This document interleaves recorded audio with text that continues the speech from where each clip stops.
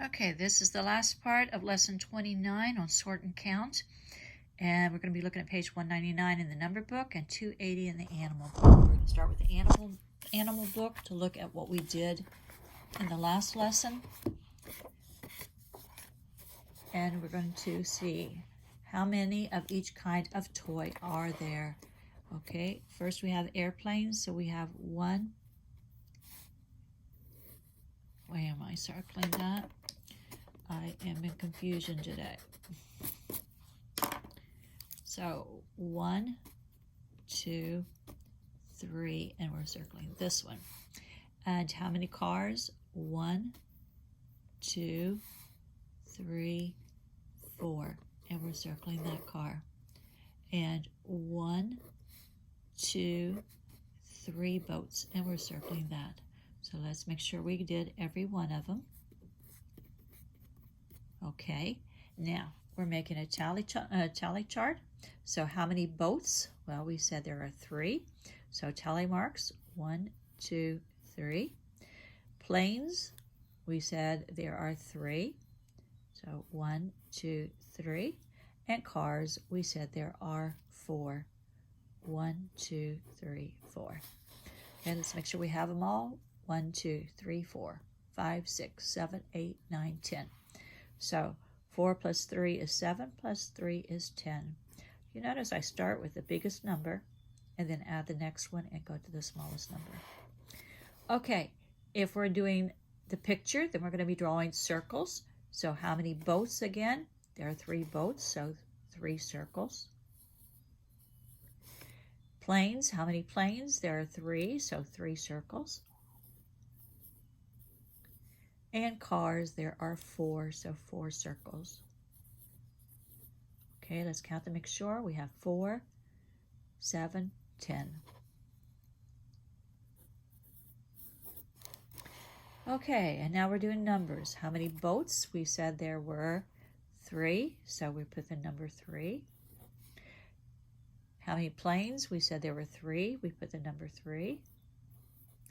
And how many cars? And we said 4, so we put the number 4. 4 plus 3 is 7, plus 3 is 10, and we do have them all. Again, make sure that you have them all, that you count, that you double check your work.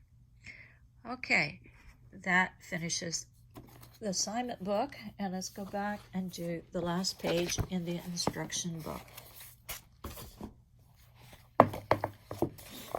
In the instruction book, it says use the data, favorite fruit. Now, what's your favorite fruit? Do you like an apple, a pear, or a banana? Okay, this is a favorite fruit, and they've asked some people, and this stands for what each person said. These people said apples, these people said bananas, and these people said pears. So, first we're going to make our tally chart. So, how many apples? 1, 2, 3, 4, 5, 6. So, and circle that. So 6 people liked apples. Now let's look at the pears. 1, 2, 3. 3 people like pears the best.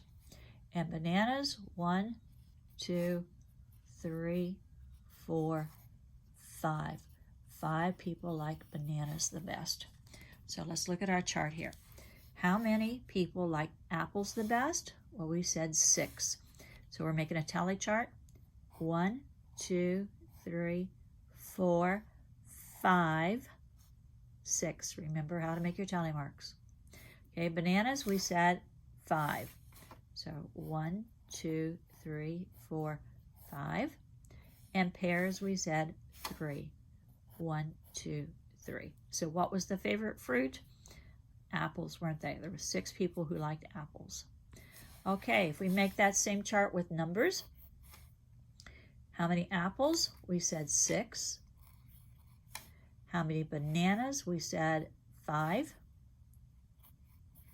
And how many pears? We said 3. Okay, let's check it, make sure we have them all. 1, 2, 3, 4, 5, 6, 7, 8, 9, 10, 11, 12, 13, 14. So let's see. 5 and 5 is 10, 11, 12, 13, 14. So we have them all there. 6 plus 5 is 11, plus 3 is 14. So we have them all there. So if somebody were to ask you how many people were surveyed to find what their favorite fruit was, you would say 14.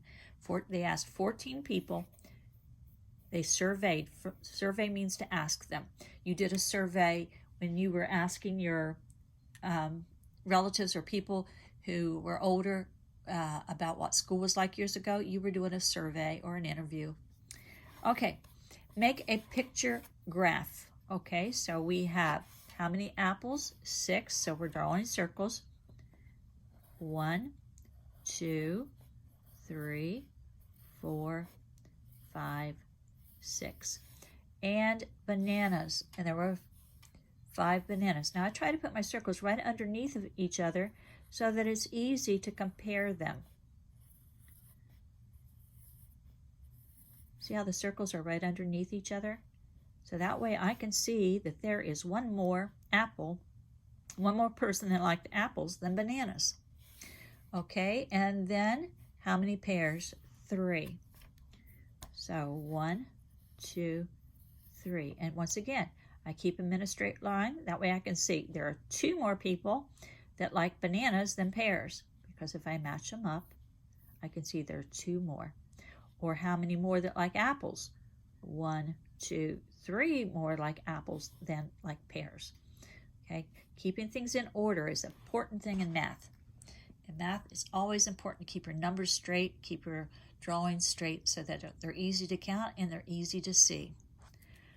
Okay, and that is the last lesson in sort and count. The next lesson that we're going to be going to is comparing the data, which is kind of what I was doing just then. But we'll see that in our next lesson. Bye.